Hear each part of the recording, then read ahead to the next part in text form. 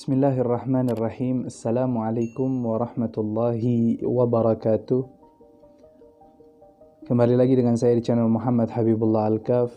Kita akan membahas sesuatu hal yang penting untuk kita sama-sama ketahui, di mana kita akan membahas fungsi-fungsi dalam berwudu, di mana kita masuk ke dalam faslun yustahabbul wudu minal fasdi. Fasal menerangkan tentang disunnahkannya seseorang itu berwudu ketika diantaranya fasdi, yaitu seperti dia memecahkan atau di sini ada jerawat, terus dia pecahin jerawat itu keluar darahnya atau bagaimana, maka disunnahkan dia berwudu. Dan beberapa banyak macam hal yang disunnahkan kita untuk berwudu setelah melakukan hal-hal itu.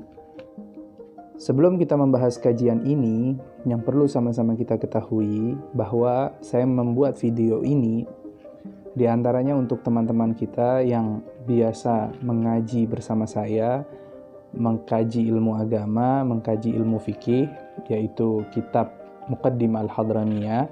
Karena kondisi kita saat ini, maka kita berjaga-jaga, bukan karena kita dibahasakan takut atau lain sebagainya, tidak, tapi kita berjaga-jaga. Ada khauf, ada raja, ada kita punya rasa takut, tapi juga ada kita rasa punya berharap kepada Allah Subhanahu wa ta'ala. Kita takut dengan hal-hal duniawi dan kita berharap kepada Allah agar rasa takut kita kepada hal-hal tersebut Allah hilangkan. Dengan cara yang kita takuti itu Allah singkirkan. Bukan dengan kita menentang. Terlalu takut sehingga kita tidak punya harapan atau kita putus asa. Terlalu pede dengan harapan sehingga kita meremehkan sampai kita tidak punya rasa takut tersebut. Jadi kita harus balance, harus imbang saja. Kita tetap punya ada rasa takut, tapi kita juga punya raja, punya harapan kepada Allah Subhanahu wa ta'ala. Nah teman-temanku, di mana pada kejadian yang heboh saat ini, banyak pelajaran yang bisa kita ambil, di antaranya kita menjaga kebersihan diri kita masing-masing. Selain kita jaga jarak, selain kita menggunakan alat-alat atau benda-benda yang untuk menjaga kebersihan kita, tetap kita harus menjaga kebersihan itu dengan menggunakan air.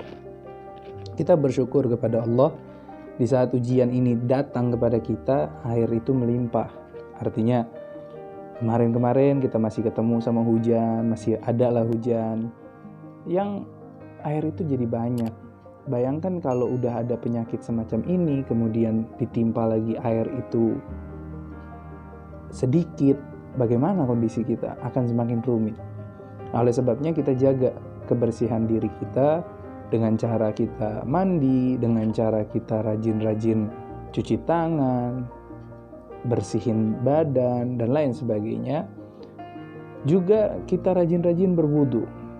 Nah, di sini kita akan mengkaji apa sih sunnah-sunnah yang disunahkan, apa sih hal-hal yang kita disunahkan melakukan wudu ketika kita setelah melakukan hal-hal itu, yang mana ini dijelaskan di dalam kitab Muqaddimah Al-Hadramiyah. Semoga yang saya sampaikan akan bermanfaat untuk kita semua.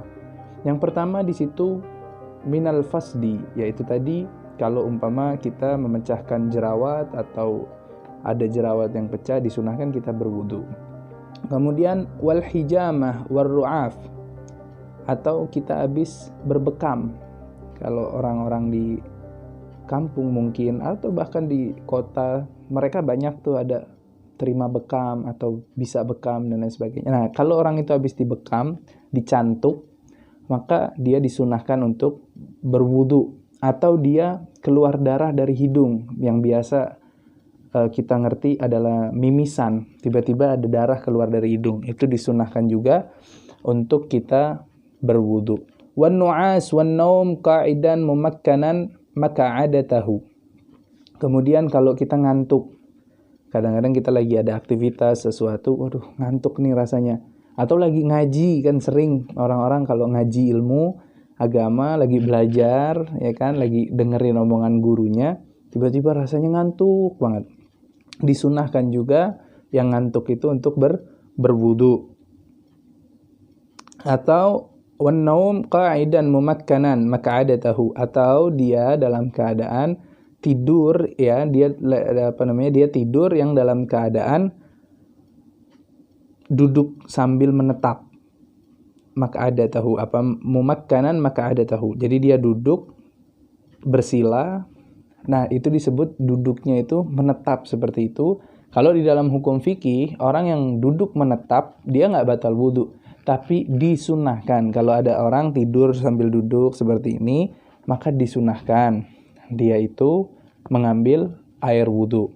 Walkai, ataupun dia habis muntah. Jadi kalau ada orang habis muntah, disunahkan pula orang yang habis muntah itu untuk berwudu. Wal qahqahati fis shalah, atau umpama ada orang yang dia bercanda gurau, dia mau sholat berjamaah, dia bercanda gurau segala macam sambil terus kemudian imamnya melakukan takbir, imamnya sholat, kan dia udah ada di dalam sholat tuh. Ketika lagi sholat, tiba-tiba dia tertawa, yang tertawanya itu terbahak-bahak, hahaha dan lain sebagainya. Intinya tertawa yang keras gitu. Maka disunahkan dia mengambil wudu lagi. Dulu waktu saya kecil pun saya pernah sekali mendengar ketika kita kadang-kadang namanya anak kecil gitu ya, suka bercanda.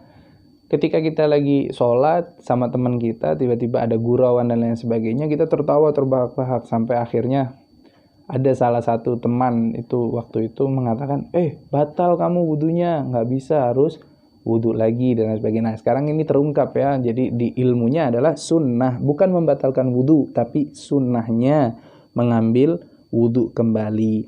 Kemudian wa akli ma masathun nar, atau dia memakan makanan yang dipanggang, atau bahasanya yang dimasak menggunakan api. Dia makan sesuatu hal, entah goreng telur kan pakai api, bikin air panas kan pakai api. Nah, disunahkan kalau dia memakan makanan yang makanan itu dimasak dengan api, maka disunahkan dia mengambil air wudu. Wa aklil lahmil jazur, dan juga dia memakan daging onta. Kalau kita di Indonesia mungkin jarang sekali kita temui daging onta, karena mungkin nggak ada di Indonesia ini, dikit sekali yang binatang onta itu. Nah, disunahkan juga orang yang makan daging onta ini untuk berwudu. Wasyaki fil hadas, atau orang yang ragu, dia dalam keadaan ragu. Nih saya nih berhadas atau enggak ya? Saya ini suci atau berhadas? Maka disunahkan udah nggak usah pusing, ambil wudu aja, daripada ragu-ragu segala macam. Ambil wudu jadi lebih meyakinkan gitu, nggak usah ambil ribet.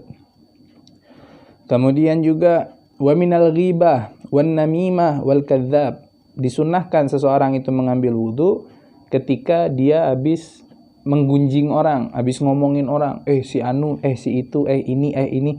Maka sunnahnya, kalau memang kamu habis ngomongin orang, apalagi menjelek-jelekan dan sebagainya, sunnah kamu mengambil wudu. Atau namimah, ngadu domba, membuat orang yang satu dengan orang yang satu bertengkar karena ucapan kamu, maka disunahkan pula untuk mengambil wudu. Wal kadzab wal kadzib, ataupun berbohong.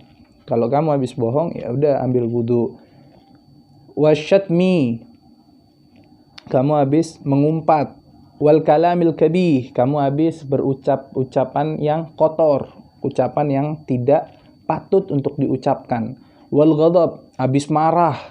Ya, makanya kalau ada orang marah, berantem, bertikai, udah ambil wudu dulu, suruh wudu. Itu adalah sunnah dari Nabi Shallallahu Alaihi Wasallam. Kenapa ya namimah, ngadu domba, ngomongin orang, berbohong, kok juga disunahkan ngambil wudu? Tujuannya agar dia tersadar dia itu melakukan hal yang salah dan segera bertaubat kepada Allah Subhanahu wa Ta'ala. Jadi dia tidak mengulangi kembali apa yang telah dia lakukan. Walaupun demikian, namanya manusia, mereka adalah tempat salah. Mereka adalah tempatnya dosa. Oleh sebab itu, jangan kita mencibir, mencaci orang yang mungkin kita lihat dia berdosa, kemudian kita lihat dia bertobat, kemudian esok harinya kita lihat lagi dia berdosa. Itu pun tidak patut untuk kita cibir, untuk kita maki, untuk kita hina. Karena namanya manusia tempatnya berdosa. 10 kali dia berdosa, lebih baik kalau dia 10 kali atau bahkan lebih dari 10 kali dia terus bertobat kepada Allah. Karena kita nggak pernah tahu di titik mana tobat itu akan betul-betul merubah daripada kehidupannya. Kita sebagai teman yang melihatnya, kita hanya bisa berdoa, menasehati, mengajak untuk dia lebih baik. Tapi bukan menggunjing dia karena dia bertobat, maksiat. Kalau itu ada pada diri kita bagaimana? Ingat, kita sebagai manusia, kita lebih mudah melihat kesalahan orang lain daripada kesalahan kita sendiri. Kadang-kadang kita bisa mengatakan diri kita tidak salah, dan kita bisa mengatakan dialah yang salah. Kalau ternyata setelah kita renungi, kita pun ada pada kesalahan itu. Dia pun ada salahnya, kita pun ada salahnya. Nah, oleh sebab itu, sama-sama introspeksi, sama-sama membenahi, sama-sama mengambil pelajaran, sehingga kita sama-sama mendapatkan ampunan dari Allah, sama-sama menjadi hamba Allah yang pandai bertobat kepadanya, dan pertobatan itu diterima oleh Allah Subhanahu wa ta'ala. Kemudian disunahkan juga dalam berwudu wal iradatin naum, kalau dia mau tidur. Aduh, pengen tidur nih, udah malam, ambil wudu dulu. Jadi sebelum tidur ambil wudu dan barulah dia tidur. Atau juga wali qiraatil Quran wal hadis wal dzikir, ataupun dia mau baca Al-Quran, ataupun dia mau baca hadis, ataupun dia mau berzikir, maka dia disunahkan untuk berwudu. Bukannya baca Quran wajib wudu. Yang diwajibkan kita punya wudu memegang mushaf. Kalau kita memegang lembaran-lembaran Al-Quran, kita harus punya wudu. Tapi kalau umpama saya nggak megang Quran, saya nggak punya wudu, sekarang saya baca Al-Fatihah, nggak megang Al-Quran, saya nggak usah pakai megang, saya udah hafal gitu, saya mau baca, boleh atau tidak? Boleh. Tapi sunnahnya berwudu. Mau baca hadis, sunnahnya berwudu. Mau baca zikir, mau ya Allah, ya Allah, ya Allah, ya Rahman, ya Rahman, ya Rahman, ya Rahim, ya Rahim, ya Rahim, berzikir kepada Allah, mengingat Allah Subhanahu wa ta'ala, maka disunahkan pula kita untuk berwudu. Kemudian juga masih ada wal julusi fil masjid. Ketika kita mau duduk di masjid, mau i'tikaf, kita mau berdiam diri di masjid, maka itu pun disunahkan kita berwudu.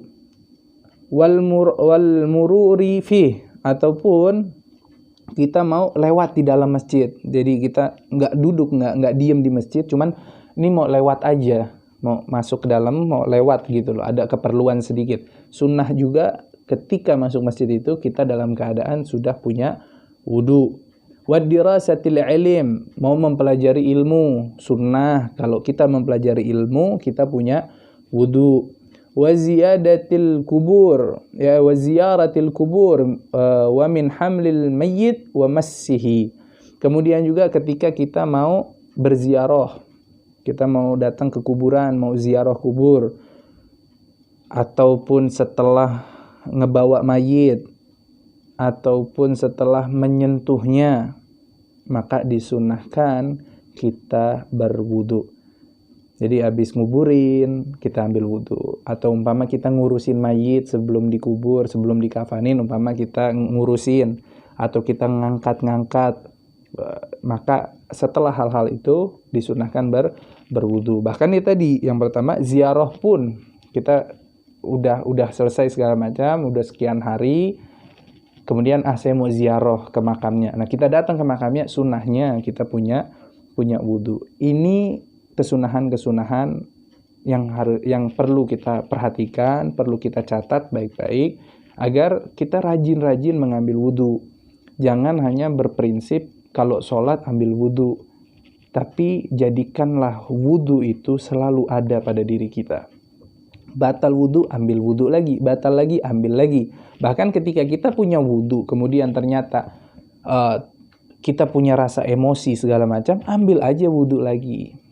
Itu saran-saran, solusi-solusi untuk diri kita yang mungkin insya Allah bermanfaat kalau kita amalin bersama-sama, agar pertama kita menjaga kebersihan itu, kemudian kita menjaga diri kita dari penyakit-penyakit. Dan insya Allah kalau setiap orang muslim mukmin melakukan hal-hal semacam ini, insya Allah dia punya fisik akan lebih kuat, dia punya fisik akan lebih sehat, karena sesuai dengan apa yang diajarkan oleh Nabi, bukan berarti kuno, bukan berarti kotor, tapi juga justru kalau kita lakukan apa yang diajarkan oleh Nabi ini secara betul, kita akan mendapatkan kebersihan dan kesehatan. Semoga Indonesia selalu dijaga oleh Allah Subhanahu wa Ta'ala. Virus yang sedang melanda Indonesia ini mudah-mudahan segera dihilangkan oleh Allah. Kita semua mudah-mudahan selalu dalam keadaan sehat walafiat, tidak terkena daripada COVID-19 ini, dan kalaupun ada yang kena, mudah-mudahan Allah sembuhkan dari penyakit tersebut. Amin ya rabbal alamin. Sekian dari saya. Assalamualaikum warahmatullahi wabarakatuh.